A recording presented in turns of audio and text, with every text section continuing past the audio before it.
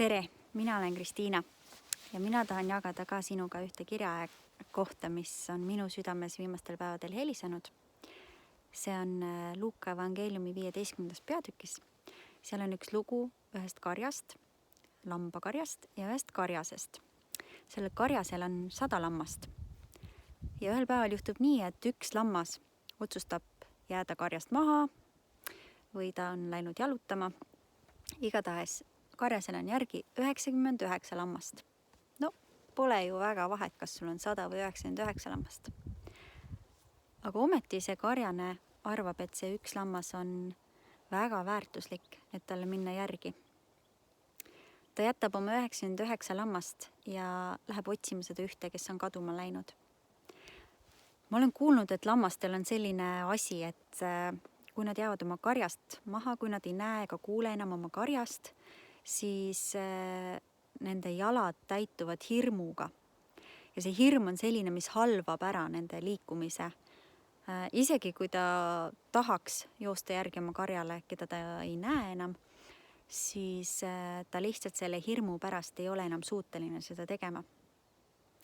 Niisiis on selle lamba ainuke lootus ellu jääda see, kui see karjane tõepoolest tuleb talle järgi, võtab ta oma õlgadele või sülle ja kannab ta tagasi oma karja juurde. Ma olen praegu kuulnud ja näinud inimesi, kes on natuke nagu see lammas, kes tunnevad hirmu, sellist hirmu, mis on ära halvanud tegutsemisvõime, mis on ära röövinud rahu nende südamest ja rõõmu. Ja arvestades seda teadmatust ja olukorda, mis on meie ümber, siis see on ka üsna loomulik. Aga ma tahan sulle öelda seda,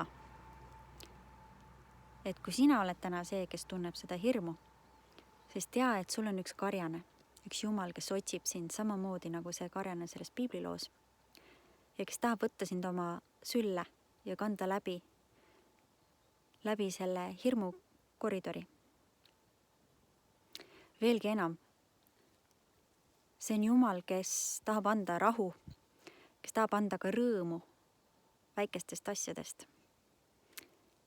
Üks teine kirjakoht, mis seisab 2. Timoteose kirjas 1. peatükis salmis 7, ütleb nõnda, sest mina ei ole teile andnud arguse vaimu, vaid väe ja armastuse ja mõistlikkuse vaimu. Ma loodan, et ma tsiteerisin selle kirjakoha nüüd õigesti, peast te võite järgi vaadata piiblist. Aga see ütleb seda, et ta ei anna meile ka sellist hulljulguse vaimu, et lähen välja ja korjan üles igasugused, vaatan, mis siis saab. Või nagu üks mu tuttav medõde on öelnud, et olen nii kõva mees, et kõik koroona köhin ära, nagu Chuck Norris ütleks. Jumal ei anna meile hulljulguse vaimu. Küll aga annab ta meile julgust seista vastu raskustele. Ja mitte rohkem, kui me vajame igaks päevaks. Üks päev korraga. Aga tea, et sul on karjane ja sul on Jumal, kes saab sulle anda rahu ja rõõmu ka praegu ja täna.